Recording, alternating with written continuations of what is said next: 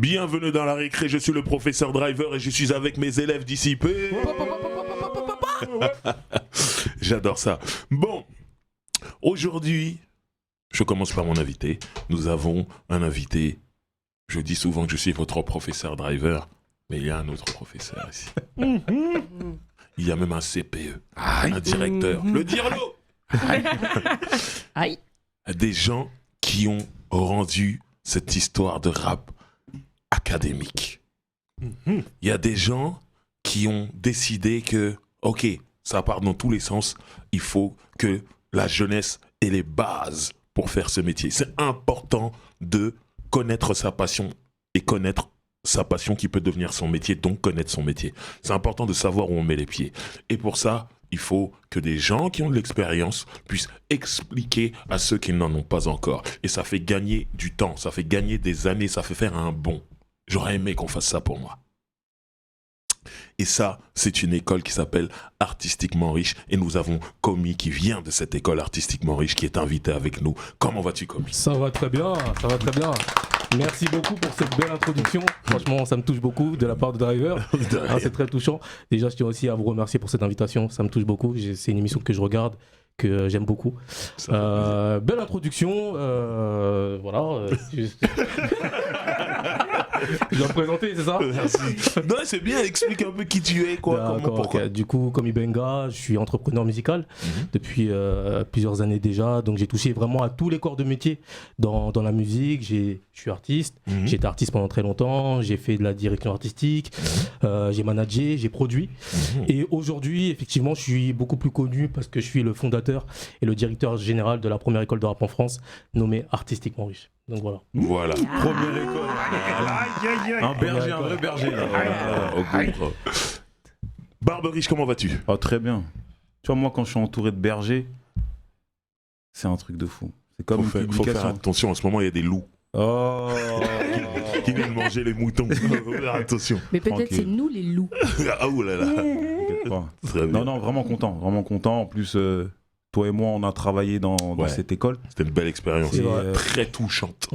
Et je me rappelle que tu m'as dit une phrase. Tu m'as dit, qui aurait cru qu'il y aurait une école de rap ? Un jour, tu m'as dit ça. Exactement. Un samedi, tu m'as dit ça. Et c'est vrai que nous, on a été honorés. Tu sais, on discutait avec Driver quand on rentrait. Et on a été honorés, en fait. Tu vois, on est honorés de faire partie un peu de cette équipe pédagogique. Donc Exactement. Booba, comment vas-tu ? Eh ben, les airs jump, on dit Mogo, pas Mogo, on dit Floco, pas Floco. On est là. Et je tiens à faire une dédicace à nos partenaires, t'as vu, nos sponsors. Que ce soit Amari, que ce soit Young Barber Club. Amari, il faut nous ramener du jus. Hein. Mais c'est ça, il faut qu'on Avec du chaud. Ça fait longtemps. Juton. RQ aussi. Et il y a un de nos partenaires qui s'appelle Clean Cap and Shoes. Avec nos gars Face et toute sa bande. Et en fait, t'as vu, ce qu'ils font, en fait, c'est rénover les baskets et les customiser aussi. Ok. Wow. Du coup, en tant que nos nouveaux partenaires, ben voilà, les invités auront des passes-droits, comment dire, des moments gratuits. Voilà. Et les chroniqueurs aussi. Et les chroniqueurs aussi, voilà. J'ai des baskets à faire taper. Voilà. Donc voilà, Clean Cap and Shoes, tapez et puis vous verrez. Très bien. Mécolo, comment vas-tu ? Ah, ça va. Hein. Franchement, je crois qu'on va parler d'un bon sujet aujourd'hui. Je suis contente. Très bien. Mao ? Moi, très bien. Ok. Ça va très bien. Mao, starting block 7-8. J'ai cru que t'allais oublier. Tu sais qu'il ne faut pas que je l'oublie, celui-là, parce que sinon je me fais taper dessus. Non, pas le maire. Aïcha, comment vas-tu ? On est là, on respire. Hein. Très bien. Donc nous allons débattre comme d'habitude et le thème aujourd'hui c'est l'artistique, hip-hop ou urbain, doit-il être enseigné ? Voilà. Qui se lance en premier ? Écoute, Mécolo. une fois n'est pas coutume. Voilà. Écoute, il y a des écoles de design, il y a des écoles pour t'apprendre à faire de la sculpture, il y a des écoles pour t'apprendre à peindre, il y a des écoles d'art, donc pourquoi pas des écoles pour t'apprendre à rapper ? Pourquoi pas ? C'est un art en tant que tel, donc pourquoi pas ? En vrai. Après, c'est pas une école qui apprend à rapper. Oui, enfin, je comprends, mais ce que je veux dire, tu vois, sur la démarche artistique et tout ça, machin, pour toutes les autres disciplines, ça existe. Tu vois, il y a des écoles où tu vas pour la musique classique, le conservatoire, tout ça. Donc, ça fait 40 ans que cette culture existe. Peut-être qu'il est temps de donner aussi, ça permet de donner des tips aussi aux futurs artistes ou à ceux qui vont accompagner ces futurs artistes à bien fonctionner, à savoir se débrouiller, à appréhender, parce que on parle là on va dire de culture hip-hop parce qu'il y a le mot urbain, mais moi t'as vu c'est un mot ça m'est pas bien, tu vois. Ouais, j'aime pas dire ça.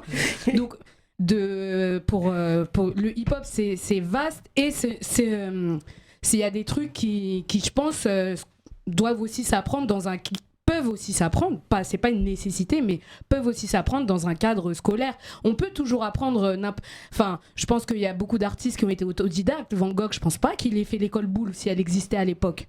Mais voilà.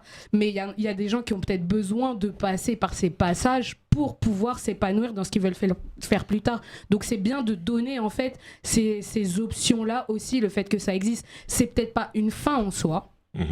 Mais en tout cas, c'est une bonne chose. Et je pense que ça donne aussi des perspectives. C'est important aussi de donner aux gens des perspectives. C'est ça qui fait vivre aussi. Donc voilà, moi je trouve que personnellement, est-ce que c'est une nécessité que ce soit enseigné ? Ça existe depuis 40 ans. Il y avait d'autres manières de l'enseigner parce que on a regardé des grands rappés. Enfin, on a regardé. Moi, je rappe pas. Je dis pas. Je sais pas pourquoi j'ai dit. Allez taper sur Internet. Google it. Aïe, non, il y a peut-être des... Non, c'est pas enregistré. Vous n'aurez pas ça, personne ne les a, c'est bon. Je suis clean.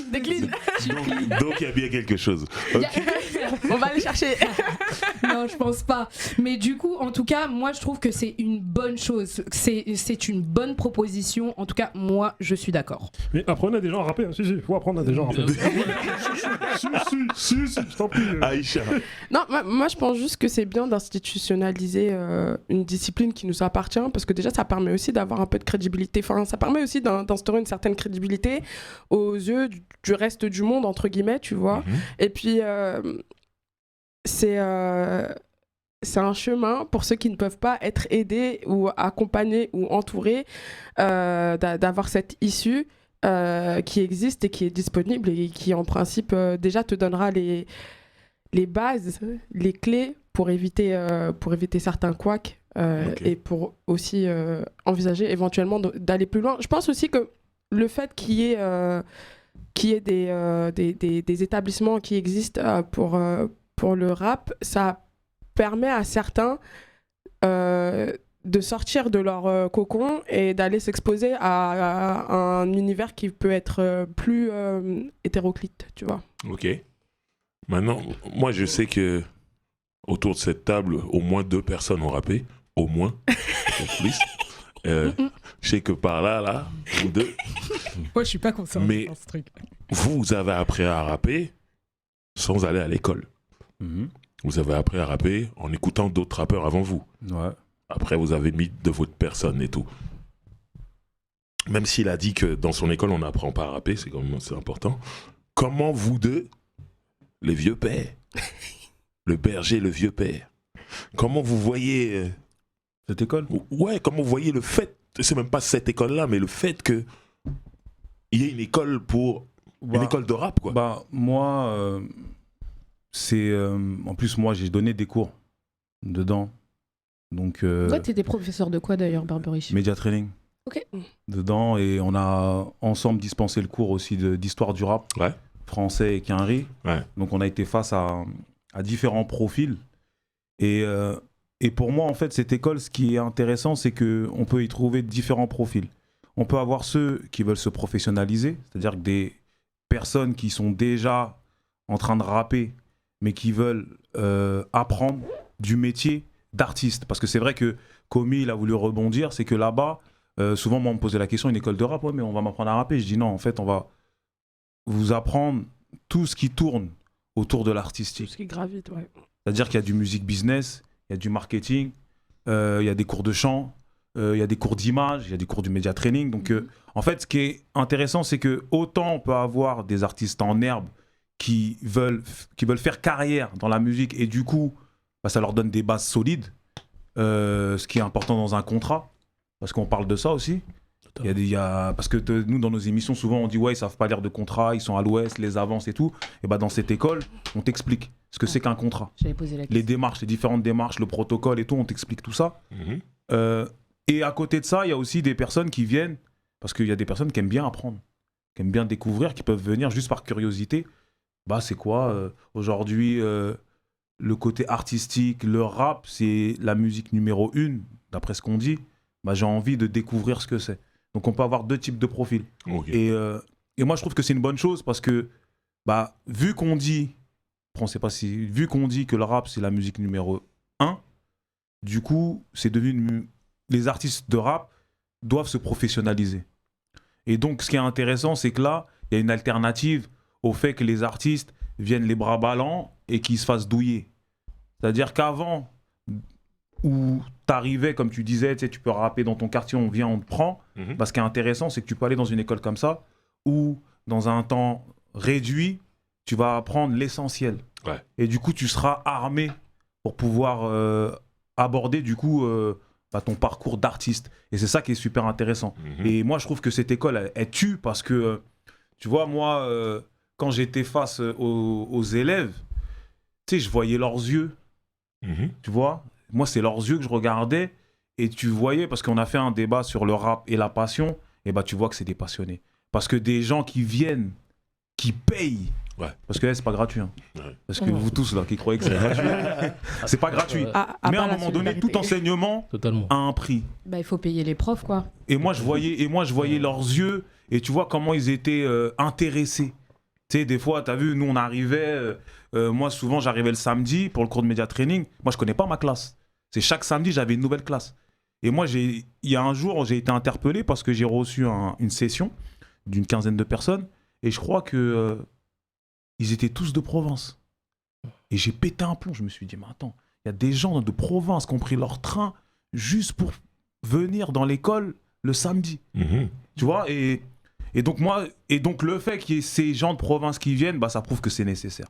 Que c'est nécessaire d'avoir ce genre d'établissement où tu peux apprendre vraiment tout ce que tu dois savoir. Moi, je pense que dès que tu sors de là, de cette formation-là, à la fin, tu sais tout ce que tu dois savoir. Après, bien entendu, on en apprend tout le temps, mais en tout cas, après, tu pourras aborder de la meilleure des manières ta carrière. Très bien. J'aurais voulu entendre Komi parce que l'artistique doit-il être enseigné? Je pense que tu vas pas me dire non, mais j'aimerais que tu me dises pourquoi.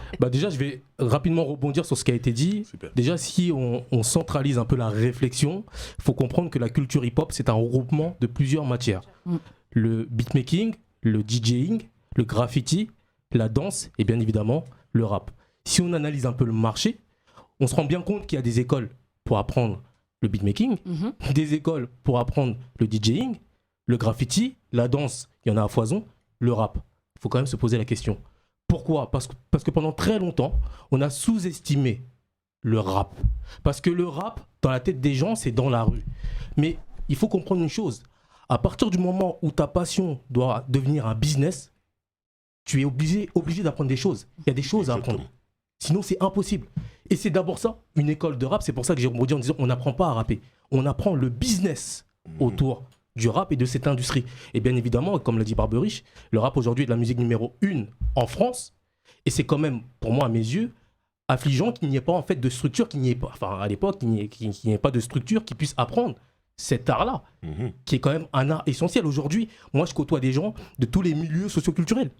Des gens, des bourgeois, des gens un peu moins aisés, enfin tout ce que vous voulez. Et je côtoie aussi des parents qui nous disent très clairement, je suis content de venir chez vous parce qu'au moins c'est encadré, il y a un cadre. Et c'est ça qu'il faut comprendre. Et je pense que pour moi, c'est une progression pour le rap. Très bien. Mais président. Ce que je voulais dire, c'est juste qu'en plus, il y a eu des trucs précurseurs, les ateliers d'écriture, par exemple. Déjà, ça existe. Donc, même on t'apprend pas à rap, mais on t'apprend déjà à au moins savoir écrire un texte, organiser tes idées. Donc ça, il y a quand même tout un... Et je pense que c'est KRS-One qui disait, tu vois, il y a aussi une éducation par rapport à ça. Parce que justement, tu parlais de tout, donc que le hip-hop, ça rejoint plusieurs disciplines. Et lui, il a rajouté d'autres piliers, par exemple le street talking, le street knowledge, c'est important.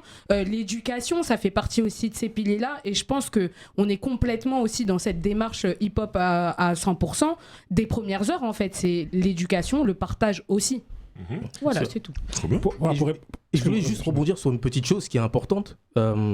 Ça sert à quoi aussi une école, quand on regarde bien ? Une école, c'est pas que... Parce que si on fait, par exemple, le parallèle avec des écoles de danse, bien évidemment, les gens qui rentrent dans des écoles de danse savent danser, de base. Hein, on est bien d'accord. Mais qu'est-ce qu'on apprend concrètement ? On apprend déjà l'état d'esprit, la discipline et la rigueur. Ouais. Et c'est ces 3 points qui sont culminants qu'on doit avoir pour réussir dans le rap ou dans d'autres secteurs, mais en l'occurrence dans le rap. Si on n'a pas ça, on a beau avoir le talent, on n'ira nulle part. Je suis d'accord avec ça. Pour rebondir sur ta question que tu me posais, t'as vu, nous, en fait, à l'époque, fin des années 90, nous, on a bénéficié de ce que tu parles, les ateliers d'écriture. Tu vois. Donc, avec une association qui s'appelait Art Syndrome, avec DJ Vers The Legend, Audio, Maca. Et en fait, ceux qu'on ont bénéficié, il y avait. Enfin, notre grand qui nous a emmené là-bas, que tu le connais, c'est le frère à Gottfried, Arnaud, Dylan Lapeste. Tu vois, Dylan Lapeste qui nous a envoyé là-bas. Et on a découvert les épinettes. Parce que nous, en fait, on a grigné Évry-Corbeil, mais on connaissait Évry, mais on connaissait pas le fin fond d'Évry là-bas. C'est comme ça que tu parles des épinettes. Parce que nous, on connaissait pas les épinettes à l'époque. Et du coup, en fait, parce que c'était proche des Tarterets. Et ils ont avec les Tarterets aussi. Mais bon, ça, c'est une autre histoire. Mais bon, quoi qu'il en soit. Tu pouvais pas prendre le 402. Et voilà, le 402, voilà. Quoi qu'il en soit, il y avait Malone à ces ateliers-là. Il y avait Fuck That. C'est-à-dire l'équipe de D6. Voilà, l'équipe de D6, Diane, 13 Lafreux. Apotrash. Super fort, tu vois. La Coméra aussi, on en a bénéficié, ces ateliers d'écriture, tu vois, à l'époque, tu vois. Et on a enregistré dans un petit studio avec DJ Vers The Legend qui nous a enregistré, tout ça, tu vois. Et tout ça pour dire qu'en fait, il y avait des prémices de ce que tu parles, parce qu'à l'époque, on rêvait de ça, en fait. Cheikh Audio, il nous disait, un jour, il y aura une école de rap. Elle est là, tu vois. Et c'est ça qui est fort. Et pour répondre un peu à la question du thème, tu vois, c'est que moi, je me dis, encore une fois, nous, oui. J'adore ça. Parce que tu as vu, il y a 2 écoles qui existent et qui peuvent se confronter, tu vois. Comme tu l'as dit tout à l'heure, il y a le conservatoire, qui est très conventionnel, l'apprentissage du solfège, des instruments, et ça depuis des lustres en Europe, tu vois. Et il y a l'école de la rue. C'est-à-dire qu'à un moment donné, il y a des gens qui ont créé une culture qui s'appelle le hip-hop et en toute autodidaxie, ont créé toutes les disciplines dont tu viens de parler, tu vois. Et une manière d'écrire aussi, qui est non conventionnelle. Parce que le rap, tu as vu, comme le dit Lunatic, rime sans poésie. C'est-à-dire qu'on a pris la poésie, mais on l'a fait à notre sauce. Tu as vu, on l'a fait rimer comme on voulait. On va dire que c'est de la poésie hip-hopisée ou urbanisée. Tu vois. Et tu as vu, comme tu disais tout à l'heure aussi, le hip-hop existe depuis 40 ans. Et certains, bien sûr, en 40 ans, ont développé des outils pédagogiques. Et du coup, tu as vu, pour s'élever au même titre que les autres cultures, moi, pourquoi je dis oui? Dans le oui, il y a le non. C'est parce que quand même, il faut quand même s'inspirer de modèles de référence. C'est-à-dire de modèles de référence, de centres de formation, en fait. C'est-à-dire que je pense que ton école, elle ne doit pas y faire y exception. Peut-être d'autres, enfin, j'allais dire d'autres écoles, c'est la seule école de rap. Tu vois, donc, en tout cas, d'autres écoles de danse et tout ça. Forcément, le modèle de référence, c'est un modèle qui existe déjà. C'est-à-dire que forcément, il doit y avoir du mimétisme, une imitation, comme au conservatoire. Tu sais, des cours avec des profs et ci et ça, tu vois. Et moi, je dis que la manière dont est enseigné le rap est forcément inspiré de ces modèles de référence-là. C'est là dans le sens où je dis oui. C'est pour ça que je suis un paradoxe. Un paradoxe mais vivant. Nous sommes tous paradoxes. Exactement, tu vois. Mais moi, je me dis que pour que l'artistique urbain soit respecté, malheureusement, ces modèles de référence sont les modèles dominants. Donc, comme l'a dit tout à l'heure Aïcha, pour qu'on soit respecté à notre juste valeur, il faut malheureusement faire preuve de mimétisme. Imiter ces modèles de référence mais voilà, qu'on imite leur manière d'enseigner, leur culture, leur manière de procéder, d'organiser. Regarde, c'est comme, je digresse un peu, mais les Jeux Olympiques, là, ils ont intégré la danse récemment. Mais malheureusement, parce qu'il y a un modèle de référence, ils t'ont séparé les hommes et les femmes. C'est-à-dire que tu as vu, normalement, les battles, c'est mixte. Mais tu as vu, parce qu'il y a un modèle de référence et que eux ils ont leurs critères, il faut s'adapter à eux. Et du coup, je sais qu'il y a une danseuse super respectée qui est partie même carrément du comité des Jeux Olympiques parce qu'elle a dit non, moi je suis pas d'accord. Je suis pas d'accord avec ce genre de choses parce qu'elle n'était pas d'accord avec la manière dont tu intègres notre culture et tu veux la faire à ta sauce. Bien sûr. Après, si je peux rebondir, et je suis d'accord avec ce que tu dis, mais il faut juste comprendre que effectivement, quand on arrive avec la première école de rap en France, on est là pour créer un marché, puisqu'effectivement, on est les seuls. Donc, quand tu parles de mimétisme, je te rejoins. Nous, on n'a aucun référent. Donc, on doit tout construire, tout inventer. Et on pivote, en fait, là, ça fait 3 ans et demi. Pendant 3 ans et demi, on pivote une dizaine de fois. Parce qu'il faut restructurer comme ça. Là, ça fonctionne un peu moins. Donc, nous-mêmes, en fait, on comprend notre marché et on s'adapte aux besoins du marché. Ça, c'est la première chose à comprendre. Après, je vais te parler un peu de façon métaphorique et je vais te faire du trash talking. Tu vois, il faut savoir que tu perds 1 million d'euros chaque année si tu ne cherches pas à savoir comment faire 1 million d'euros chaque année. Pourquoi je te dis ça? Est-ce que ici, quelqu'un peut me dire comment on peut faire 1 million d'euros chaque année? La crypto, à ce qui paraît. Non, ça chute. Il faut être Bolloré, frère. La réponse est simple, en l'apprenant. Où on apprend à faire 1 million d'euros chaque année. À l'école. Après, t'as des business schools, ouais. Non, mais à l'école. J'ai d'autres solutions un peu moins. Et pour finir là où je veux en venir, c'est qu'aujourd'hui, dans le rap, malheureusement, trop peu de personnes se disent je vais aller apprendre des choses pour justement faire des trucs incroyables dans cette industrie, et notamment dans le rap. C'est qu'aujourd'hui, c'est l'école, c'est l'enseignement qui t'apprend justement à avoir une analyse et un regard qui soit différent. On parle beaucoup de Booba, mais Booba, c'est quelqu'un qui a fait des études. Et pour pérenniser dans le temps, il faut que tu puisses avoir la matière nécessaire pour pérenniser et pour construire des choses solides. Et c'est ça sert à ça l'enseignement. Pas que pour la fame, dire ouais j'ai fait une école de rap pour faire... Non, c'est juste pour te dire, parce qu'aujourd'hui tu as des gens bien évidemment qui ont des carrières, qui sont en maison de disques, et je suis certain qu'ils ne connaissent même pas un quart des rouages de leur industrie. Ouais, c'est clair. Alors que tu as des gens qui sont en toute indépendance, bien évidemment ils font pas les mêmes ventes, ils n'ont pas la même visibilité, mais parce que justement ils ont tous ces éléments, toutes ces notions, ils iront beaucoup plus loin. Et dans 10-15 ans, tu les verras toujours dans cette industrie. Et là, la différence. Après, tu as vu, dans ce que j'ai dit, pour pas trop prendre la parole, parce qu'après, on va dire que... Non. Mais... Il y a Aïcha qui est sur le mon coup gars, qui tu veut vas parler. lutter pour contredire ce qu'il a dit. Non, mais c'est chaud. Mais, Lourd. en fait, tout n'est pas...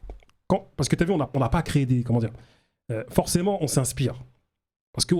Et ça, c'est un reproche que je nous fais à nous-mêmes. C'est-à-dire qu'à un moment donné, on est obligé de s'inspirer de ce qui marche aussi. C'est-à dire que c'est pas parce qu'il y a un modèle de référence qu'il est mauvais. Bien sûr. Tu vois ce que je veux dire ? Tout n'est pas mauvais ou il n'est pas mauvais. Voilà. Après, chacun sa perception et chacun sa lecture. Mais quoi qu'il en soit, le rap a besoin. Parce que tu as vu, souvent, moi, je te parle de rap de Gogol, je te parle de mecs qui connaissent pas leur contrat, je te parle de... Frère, il en a besoin. C'est clair. Peu importe qu'on s'inspire d'un modèle de référence qui existe déjà, il faut. Mais tu sais, moi, comique que je connais, moi, je pense qu'il est plus dans une démarche de berger, en fait. C'est-à-dire que, comme tu as dit, tu as écumé. D'accord, donc t'es passé par plein de tâches, rappeur, producteur et autres. Et à un moment donné, tu vois, on a des rêves et on a des perspectives. Et toi, t'as eu cette perspective de dire, mais on n'a pas. C'est comme nous. Quand on a fait la récré, on s'est dit, les médias, ils mutualisent pas. Il n'y a pas d'émission comme ça. Donc on va faire. Et je pense que là, c'est exactement la même chose. C'est-à-dire que t'avais un rêve, un objectif, et tu t'es donné les moyens de l'atteindre.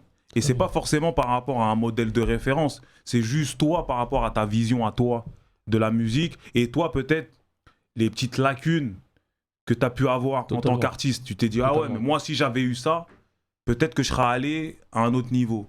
Et du coup, après peut-être que je me trompe, et du coup toi tu as eu ce flair du coup de dire, bah moi je vais donner à ceux qui sont comme moi, moi j'étais comme ça, qui sont comme moi, la chance de pouvoir aller plus loin. Et ça, c'est un truc de fou, en fait. Et moi, tu sais, ce truc, moi, je dis vraiment que il doit être enseigné, mais on peut faire sans. Tout à l'heure, tu donnais des exemples de certains qui, eux, ne sont pas forcément allés à la pêche aux infos, tu vois, à l'instruction. Mais après, ça dépend toujours du profil. C'est-à-dire qu'il y a des gens qui aiment apprendre. Tu vois, on a un driver qui est là, il a été artiste, il a été en maison de disque, comme tu le disais, en plus tu le dis souvent, t'étais en maison de disque, on te faisait tout. Ouais. T'aurais pu rester dans ce truc. Ouais. Vas-y, moi je suis... parce que de votre génération, il y a des rappeurs, ils ont Keblo. Moi je le dis souvent, moi. Il y a des rappeurs de votre génération, ils ont tellement été assistés qu'aujourd'hui c'est compliqué. C'est très très dur. C'est très compliqué pour eux. Après, moi je leur en veux pas, mais c'est juste pour donner des exemples. Et toi, après, à un moment donné, je sais pas comment ça s'est passé, mais tu t'es dit, bon... On m'a sauvé, merci Jean-Pierre. Tu l'as rencontré, Jean-Pierre, et du coup t'apprends. Ouais. C'est pour ça que dans une émission précédente, t'as donné des clés sur le contrat, comme quoi même ton artiste y part, il peut. Tu vois, mais c'est des choses que t'as appris. J'ai appris sur le tas. Tu vois, et du coup c'est important et ça dépend des profils, parce qu'il y a des profils, il y en a ils sont pas de l'air. Ils sont là, vas-y, c'est un braquage. Je fais mon braquage, après je pars. Et il y en a, comme tu disais, qui veulent pérenniser et qui voient les choses à long terme.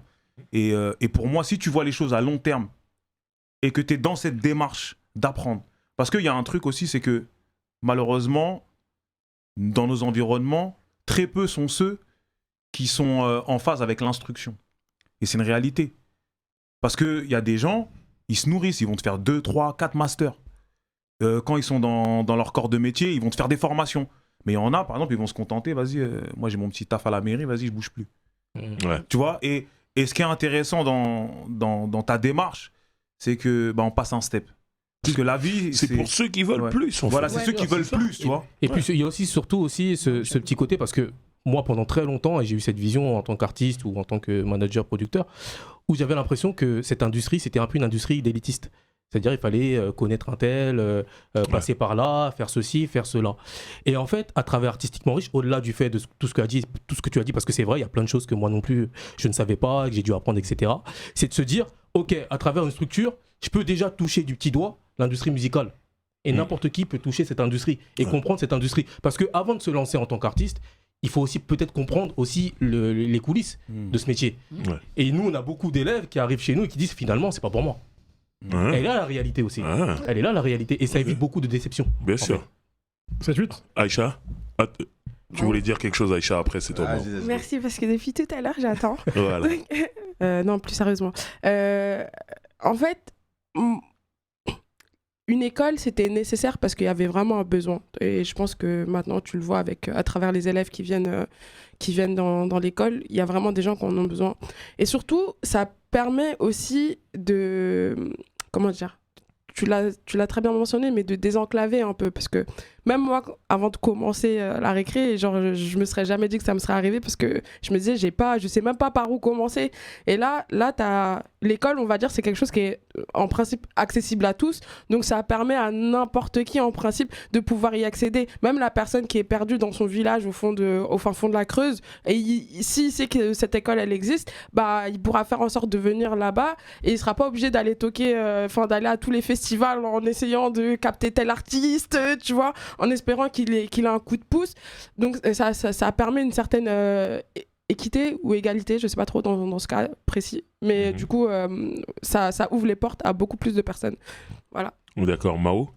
Moi, j'aime beaucoup l'idée, d'enseigner, surtout le délire du média training, tu vois, parce que moi qui ai une radio, tu vois, quand on voit des rappeurs, ou même des artistes, ou même peu importe, des humains passer à la radio, voir comment ils s'expriment, comment ils se posent et tout, je pense qu'ils ont besoin d'être accompagnés pour pouvoir bien s'exprimer, je dirais, ou quoi, tu vois. Comme moi, je le dis souvent, j'ai l'impression, du moins, quand je vous ai tous écoutés, j'ai l'impression que nous aussi, on enseigne. Parce que moi, je dis souvent aux petits artistes, ouais, quand tu viens chez moi, on te met tellement à l'aise qu'ailleurs, j'espère du moins, tu serais bien. Tu vas pouvoir faire ton truc, tu vois. Et du moins, je prends la place je suis le prof, là. Je suis riche, là, tu vois. Quand je vous ai bien écouté, je me dis, je crois qu'on enseigne au final, en vrai. Donc, j'ai beaucoup cette idée d'enseigner. Et j'ai envie de te dire aussi, il faut enseigner à rapper aussi. Non, mais c'est très compliqué. J'aimerais juste rajouter un petit truc vite fait.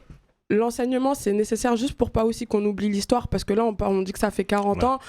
Probablement, dans quelques années, ça fera beaucoup plus d'années encore, tu vois. Donc, pour pas qu'on oublie l'histoire, c'est bien aussi d'avoir des écoles, et que ça m'évite de traiter le public de cancre. On sait de quoi tu parles. Vous savez de quoi je parle. Regardez un précédent épisode de la récré. Non mais, pardon, excuse-moi, juste de t'interrompre. Bon, après, je me tais. De toute façon, j'ai plus grand-chose à dire par rapport à ça. Mais ça me fait penser à un truc, et c'est un marronnier qui revient souvent dans le rap. Le savoir est une arme. Ouais. Et donc, soyons armés. C'est ça, je pense, finalement. Après, même si en vrai, cette phrase, elle est tellement balourde, tellement éculée, mais finalement, est-ce que ce serait pas un peu ça aussi? Non, mais ça fait sens. Tu as totalement raison, puisque aujourd'hui, on est quand même dans une industrie, le rap, qui nous appartient même plus en vrai. Mais ça ne nous appartient plus. Mais est-ce qu'elle nous a déjà appartenu finalement? En fait, au départ, oui, mais très rapidement, non.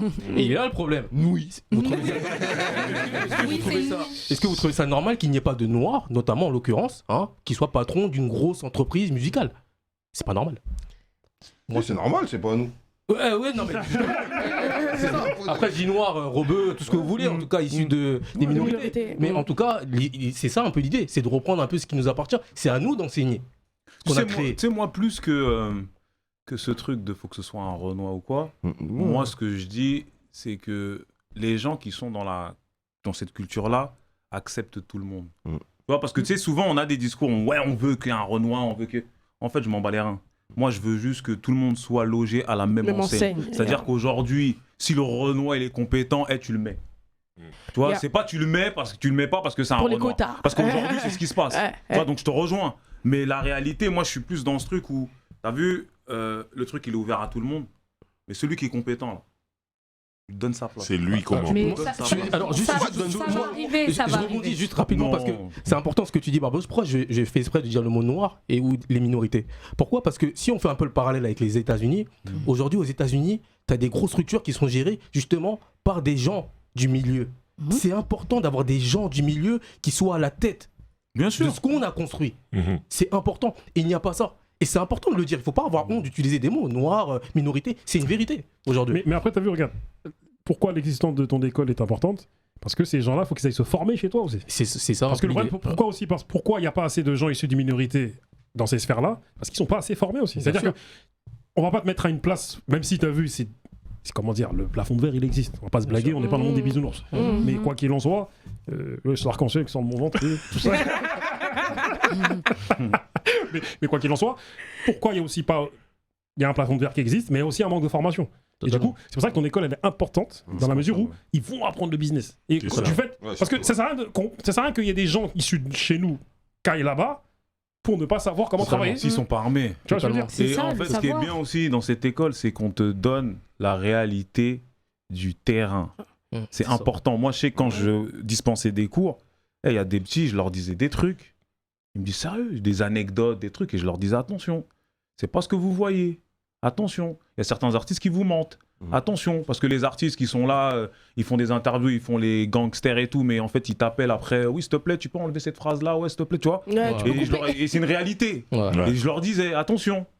Donc, du coup, on les prépare. Et c'est pour ça que, du coup, on dispensait le cours de média training pour que l'artiste, quand il arrive, il est préparé. Mais pas ton attaché de presse, il t'appelle et il dit non, vas-y, enlève ça, non, il a déconné, il a fait ci, il a fait ça. C'est très important, ne serait-ce que le média training, on voit bien, on en rencontre, nous, des artistes, et justement, ça t'évite ce genre de situation. Et même aussi pour qu'un artiste, il soit à l'aise, parce que c'est un passage qui n'est pas forcément obligé. Il y a des artistes qui font pas du tout de promo, on le sait. Mais vas-y, voilà le level des gens. Après ça, ils sont pas beaucoup en vrai. Ils sont pas beaucoup. C'est des gens qui vendent déjà. Et qui sont dans cette stratégie depuis le début aussi, tu vois, ou qui font très peu d'interviews, mais en tout cas c'est toujours important de se confronter aux différentes étapes d'une carrière en fait. Bien sûr. Aïcha, et ça sera la fin. Déjà Ouais. Bon, Aïcha et Booba à la fin. Ça marche. De manière générale, juste formez-vous, même si c'est n'importe quoi, mais ça... non mais dans le sens, dans n'importe quel domaine en fait, parce que mais désolé, non je reformule. Formez-vous, enfin il faut se former juste parce que il y a plein de choses qu'on apprend dans un domaine qui peuvent s'appliquer à d'autres, et puis même d'avoir un certain vocabulaire, etc. Ça permet de comprendre beaucoup de choses, tu vois. J'ai fait des études de dessin industriel, dessiner des voitures, mais aujourd'hui je suis dans tout autre domaine. Mais aujourd'hui, tout ce que j'ai appris, je sais que ça peut me servir dans plein de choses, tu vois. Et même dans la mentalité du business, d'avoir accédé à un certain niveau d'enseignement, après, t'arrives aussi à gagner en confiance en toi et à te dire que en fait tu peux apprendre tout et n'importe quoi, et donc c'est juste pour cette raison-là qu'il faut se former en fait, quoi qu'il arrive. Très bien. Booba, pour finir. Pour finir avec mon histoire de modèle de référence, tu vois. Nous-mêmes, la récré, notre modèle de référence, c'est on refait le rap. T'as vu? On s'est inspiré de ça. Et à un moment donné, t'as vu, s'inspirer des bonnes choses. Quelle émission. C'est important. T'as vu? Donc, voilà. Artistiquement riche, c'est important que ça existe. Parce que, comme j'ai dit, non seulement il y a du rap de gogol, mais du rap d'ignorants. Ils ne connaissent pas les contrats, ils ne connaissent pas le business. Totalement. Et ça, c'est important. Est-ce qu'il y en a qui s'inspirent de vous, là, aujourd'hui? Bien sûr. Mais il y en a pas. C'est ça, il y a d'autres écoles qui vont voir le... Enfin, il y a d'autres trucs, du moins. Il y a d'autres choses qu'on a pu voir. Après, il y a des choses qui se passent. On cligne un peu de l'œil, mais bon. Du coup, où on peut pointer du doigt direct. Ouais, c'est clair. Mais tant mieux, nous, on est là pour créer un marché, comme j'ai dit dès le départ. On trouve où cette école? Parce qu'on en a parlé tous, c'est où, comment on peut s'inscrire, où on peut trouver. Parce que c'est ça le nerf de la guerre maintenant. Là, on en parle de ça, mais il faut donner les vraies infos. Merci de me faire la passe. Non, en fait, du coup, tout simplement, se rendre sur le site artistiquementriche.fr. Vous aurez toutes les informations nécessaires.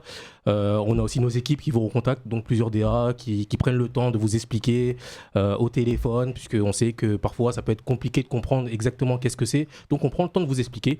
Et puis toute la procédure d'inscription vous sera du coup envoyée soit par mail ou soit une explication téléphonique. Et je tiens aussi à dire pour finir que Artistiquement Riche du coup est en expansion. Là aujourd'hui on est à Paris, mais on compte ouvrir des antennes un peu partout en France. Cool. Donc si des gens souhaitent des partenaires entendre, nous voir, n'hésitez pas à nous contacter. La team Marseille, Lyon, les gars. Un vrai berger. Très bien, très bien. En tout cas, merci à toi d'être venu, Komi. Merci à vous. Longue vie à Artistiquement Riche. Merci beaucoup. Vraiment, merci à vous tous autour de cette table.